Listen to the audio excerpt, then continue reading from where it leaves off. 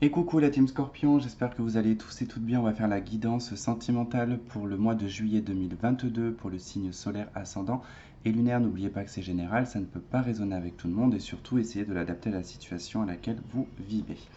Allez, on va regarder quelle va être la dominance sur ce mois de juillet pour vous les Scorpions. Niveau sentimental, ok, on a la mort.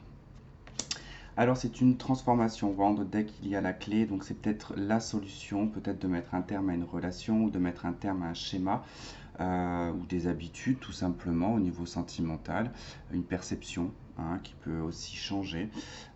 C'est une transformation avec la triade, la carte de la mort, elle nous parle ici des étapes. Des plusieurs vies qu'il y a au courant, un peu comme les chats quoi.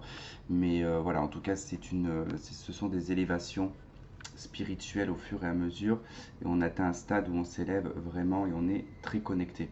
Donc on voit bien que ça passe du troisième œil jusqu'au chakra coronal au niveau du squelette du crâne.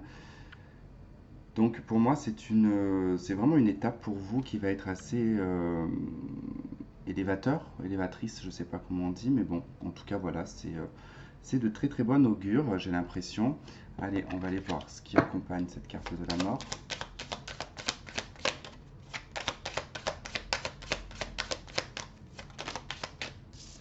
On a la carte du cap avec la tortue. Cette carte-là nous parle de passivité, réfléchie, de sagesse. On a l'encre en dos de deck, donc on voit que les choses sont bien posées, sont bien ancrées, vous savez exactement ce que vous faites et vous savez exactement où vous allez. Avec la carte de la tortue, avec le cap, c'est-à-dire qu'on va parler ici d'un chemin linéaire, d'un but bien précis, même si ça prend du temps, même s'il faut une éternité pour y arriver, et ben on est confiant dans cette idée-là, en fait, de pouvoir y aller lentement mais sûrement. Donc là, en tout cas, en plus, on a une tortue d'eau, qui n'est pas forcément une tortue de terre.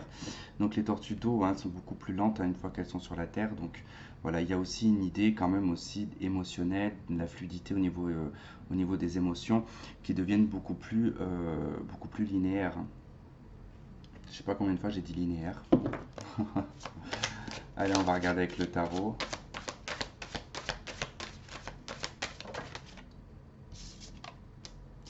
Cinq de coupe, 3 de denier, ok.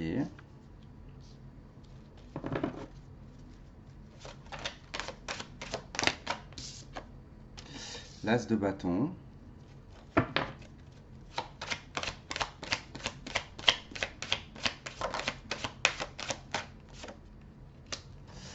Neuf de denier. 9 d'épée.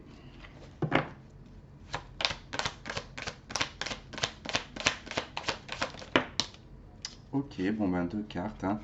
La papesse et le soleil. Bon, c'est plutôt bien, j'ai envie de dire, ce qu'on a sur la fin du tirage avec l'as de bâton, la papesse et le soleil. Ça indique quand même une sortie positive dans la situation parce que effectivement, la mort, elle n'est pas ressortie pour rien parce qu'il y a vraiment quelque chose de terminé. Là, on voit bien qu'il y a un échec. On voit qu'il y a un échec, il y a un regret, il y a un deuil. En tout cas, on n'est pas satisfait, on est déçu peut-être d'une personne. On voit que là, on retrouve une certaine indépendance, un célibat. Un neuf de denier, c'est le célibat. De toute manière, il n'y a pas, il n'y a pas à chercher midi à 14 heures. Donc là, on est vraiment sur le fait d'avoir peut-être loupé une situation, d'avoir loupé une relation avec quelqu'un. Mais bon, de ce que j'ai l'impression, c'est qu'il y avait déjà une tierce personne dans le lot. On voit bien qu'avec la 3 de denier, il est probable que vous soyez tombé dans une relation triangulaire. Alors, le fait que ce soit instable avec le 3, on a le 9 d'épée qui est accompagné de cette carte. Beaucoup d'angoisse, beaucoup de peur. La peur également aussi d'être trompé dans une relation, la peur qu'on ne soit pas sincère. Il se peut qu'effectivement vous soyez depuis un petit moment dans l'énergie du 5 de coupe et que vous n'arrivez pas en fait à trouver une relation, ou du moins parce que vous provoquez quelque part, quand on est dans cette énergie-là de 5 de coupe, on se provoque les choses quelque part, c'est-à-dire que l'énergie que l'on dégage fait que l'on attire des personnes qui ne sont pas forcément stables. Donc forcément ici on voit que on est complètement déçu parce qu'on a une personne qui n'est pas libre, qui est déjà engagé dans une relation, donc ça met beaucoup d'angoisse, ça, c'est pas forcément très, je dirais, paisible hein, comme énergie, hein, mais vous rebondissez assez rapidement, l'as de bâton, vous démarrez, en fait vous prenez une initiative, vous entreprenez quelque chose, hein. Et là on voit qu'avec la papesse et le soleil, il est peut-être question ici de faire un petit bilan sur votre passé, sur votre histoire, et de réinventer un petit peu tout ça. Le soleil, ici, on voit que par rapport aussi à quelque chose qui a eu du mal à s'exprimer, quelque chose qui a eu du mal à sortir et à prendre le jour, concrètement, ça va prendre le jour sur le mois de juillet. Alors, il se peut que ce soit quelqu'un, effectivement, qui est dans l'ombre, hein. C'est une personne qui peut être dans l'ombre, que vous connaissez probablement avec la papesse, parce que c'est quelqu'un qui fait partie de vos connaissances, mais qui est peut-être très discret, voilà, qui ne sait pas avancer, qui n'a pas en tout cas exprimé quelque chose, et peut-être que c'est vous qui allez faire le pas vers cette personne. En tout cas, on sort d'une zone de confort quelque part, hein, et ça vous est totalement positif sur ce mois de juillet, parce que vous avez en tout cas quelque chose à régler, déjà par rapport à votre passé, par rapport à un échec. Donc ça, il va falloir le régler pour pouvoir entamer quelque chose de nouveau.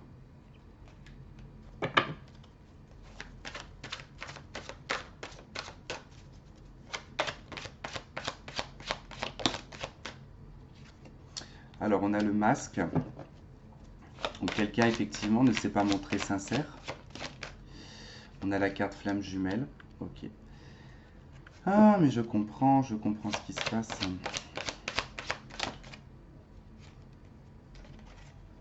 La crise élément, ok. Alors, concrètement, effectivement, il se peut que vous aviez cru hein, ici que vous étiez dans une relation de flamme jumelle.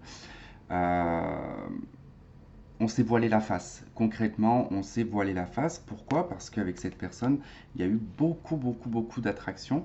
On s'est senti très aimanté à cette personne, comme une connexion assez spéciale. Mais c'est quelque chose qui met en crise, hein.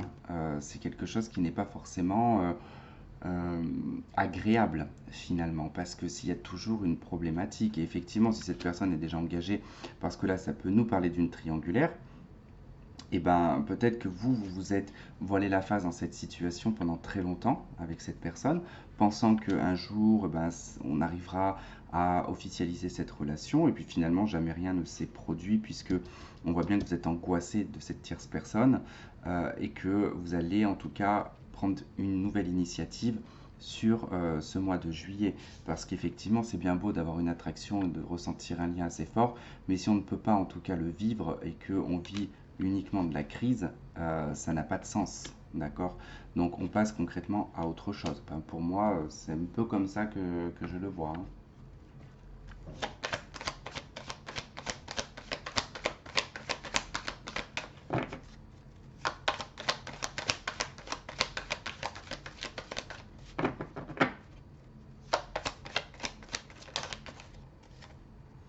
Ouais, on a la magie, l'envoûtement, on a la liaison secrète, discrète, relation cachée, on a les épreuves, les difficultés. Donc effectivement, vous êtes embrouillé en fait par ce côté un peu magnétique, par ce côté amour envoûtant et passionnant. Mais voilà, il faut savoir que ce genre de relations généralement n'aboutissent vraiment pas à quelque chose de positif, hein. C'est la passion, c'est bien beau. Le fait d'avoir ce côté envoûtant, c'est pareil, hein, mais ça reste des choses en surface et un peu superficielles. Et puis le fait que ça soit discret, que ça soit secret, effectivement, il peut y avoir une forme d'adrénaline derrière. Et c'est vrai que parfois on peut s'accrocher à ce genre de relation, alors que dans le fond, si la personne était libre, je ne suis pas sûr que la relation fonctionnerait comme vous l'espériez. Bon, en tout cas, voilà, sur le mois de juillet, on démêle, j'ai l'impression, une relation qui est quand même secrète. D'accord? Particulier. Ok. On a la carte numéro 8, on a le pouvoir. Je vais vous lire le texte hein, de cette carte, et vous avez la dualité hein, en dos de deck, hein. Donc on est dans une dualité, on n'arrive pas forcément peut-être à se faire entendre, à être compris également. Alors, carte numéro 8. Alors, la sphère sentimentale. La passion est au rendez-vous et il est important de l'honorer à travers elle. Vous allez comprendre des messages clés véhiculés par votre corps et votre âme. Vous avez déjà partagé des expériences de vie importantes avec la personne en face de vous, car il est question de rencontres karmiques. Vous voyez, c'est ce que je vous disais. Il y a quand même quelque chose. On a quand même ce lien de flamme jumelle, mais dans lequel on s'est un peu voilé la face, même voire beaucoup, parce qu'il y a un lien karmique, parce que généralement c'est un lien karmique, mais on n'est pas forcément dans une réelle relation de flamme jumelle. D'accord? Alors, vos âmes ont décidé, au nom de l'amour, de venir parfaire un travail pour dépasser des conflits autour d'une passion autrefois destructrice. On vous demande aujourd'hui de construire avec force et ferveur en évitant de sombrer dans les bas instincts liés à la manipulation, à la colère et à la jalousie. Si vous êtes en couple, vous êtes concerné par ces énergies. Il en est de même pour votre partenaire. Si vous êtes célibataire, cette carte présage une relation passionnelle qui sera constructive ou dévastatrice, selon ce que vous déciderez d'en faire. Pulsion inconsciente, sexualité, retour aux sensations, possessivité, amour passionnel, métamorphose amoureuse. Voilà ce que le 8 vous demande d'observer aujourd'hui dans votre vie amoureuse. Donc voilà pourquoi on avait cette carte du masque aussi, hein. C'est le fait aussi de se voiler aussi un peu la face, des fois sur certaines choses, hein. Faut essayer de trouver une forme de réalité là-dedans. Et voilà, et on tombe sur relation karmique. Vous vous connaissez déjà. Bon, c'est une relation assez particulière. Il y a un mariage, hein, dans cette situation, donc peut-être dans la triangulaire, hein. C'est possible en tout cas que quelqu'un soit engagé. Traiter des problèmes familiaux.